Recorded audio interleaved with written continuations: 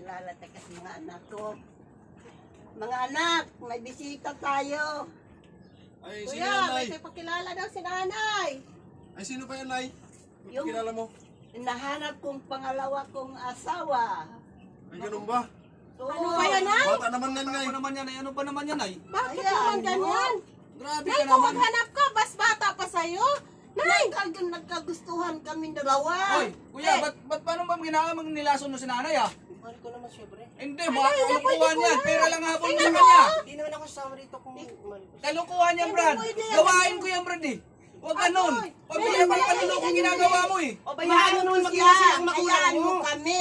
Alam mo na, dapat nanahimik ka na. Alam mo naman may mga, kita mo naman, dami mo na ako eh. Nandito ka, Kasi tapos mahal kukuha ko ka ng siya. bata. Pabayaan nyo naman maging masaya ang Hindi magulang pwede mo, yung pre. Brad. Hindi pwede Panulok yan. ang ginagawa mo eh. Tingnan mo. Tingnan mo, edad nyo, Bakit? oh. Anong Ang lulukoyin laki ko ng dito? agwat. Anong lulukoyin ko sa Sus, alam mo ko naman may pensyon si nanay. Yun ang habol mo dyan. Ang laki ng Huwag agwat ganun, ng pre. ano nyo, edad nyo. Ang Ay, bihira naman. hindi. Kayo, anong gusto nyo? Ayaan mo si nanay na ganyan? Hindi ako papayag.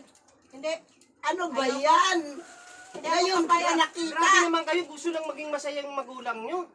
Ano to? Hindi ako papayag. Ano to? Hindi, ayoko. Ayoko, hindi ako papayag yan. Bahala kayo, Nay. Hindi kami papayag niyan. Huwag ka na umuwi rito. Ay. Oo. Wala yan sino yung lalaki na yan.